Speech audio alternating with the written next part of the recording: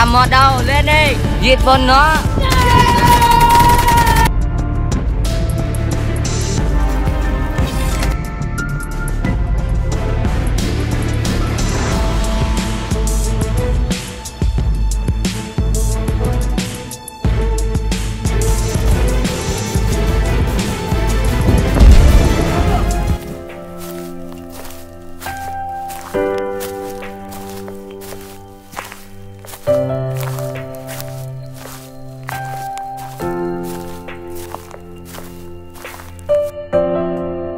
Itu mana kok kena background ini?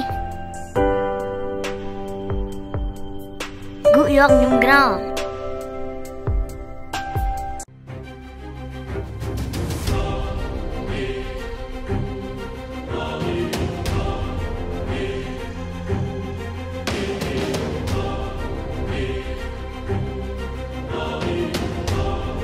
Tao lại về một mình nha. Đại ca, đàn em của em chết hết rồi. Sao lại chết? Đủ mà, tao vậy ngu quá.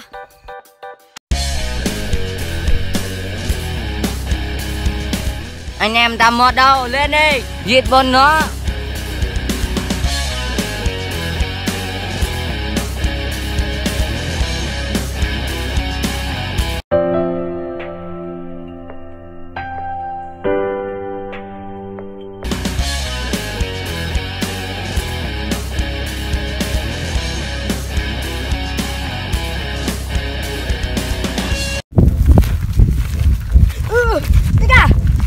Hai thằng kia rồi. Mà hai thằng đứa kìa, chính là nó rồi. Đâu. Đi.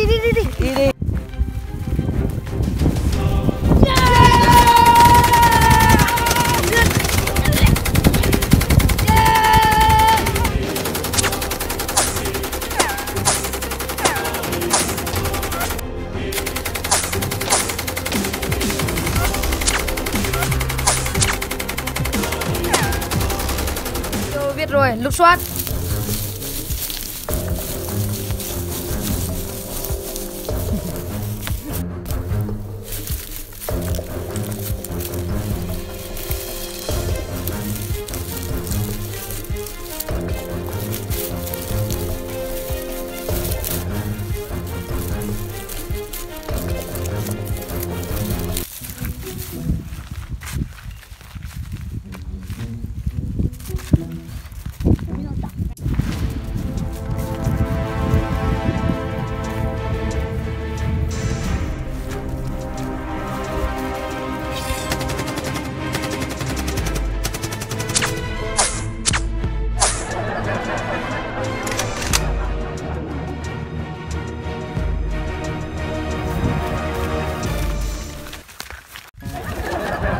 Gì ấy?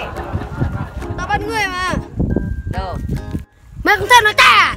Nó chạy bên kia rồi mà, ngu quá. Thôi, chúng ta đi tìm nó đi. Bảo đấy chứ.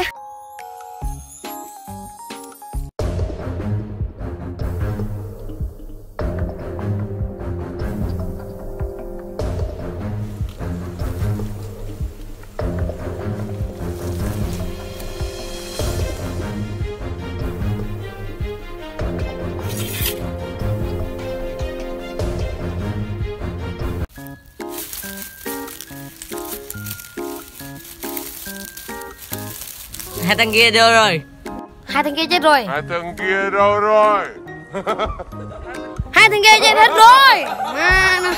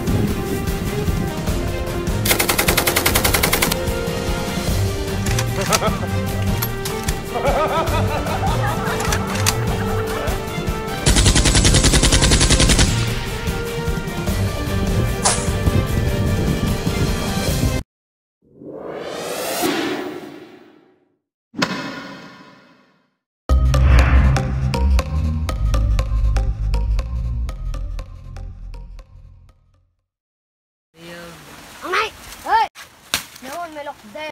Bọc tay, xì xèo.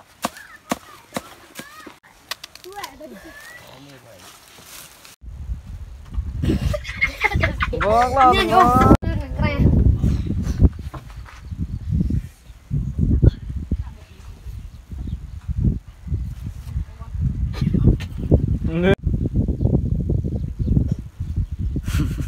Lo đừng ngờ. Người này á. Vậy là hòa tạc ơi. Ông lên ơi. Ca ơi, 10 bọn em chết hết rồi. Lo. Nữa nè, được lo tưng nè. Ca ơi, 10 bọn em chết hết rồi. Tại sao? Em không biết nữa. Nó vào mua đi. Nó lại. Yêu gì? Đi chân mơ này. Vâng à.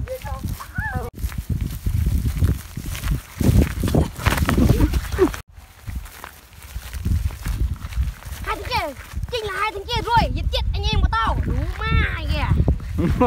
Đây ca, tin là thằng nốt nữa. Đây ca, tin là thằng nốt đây kìa. Đâu đâu. Hai anh em. Mà năng rêu, vật đi năng rêu. Em má, vâng à.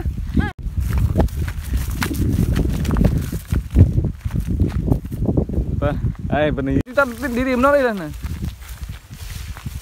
Mình lạc được rồi, tìm nó chỗ khác đi. Đấy ơi. Ô, nghe.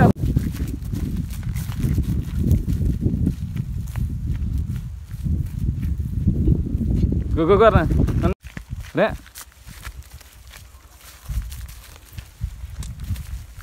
Hoa ta. Thì nó dọa cái này. Viên hang vơi này. Thôi, chúng ta đi. Yeah.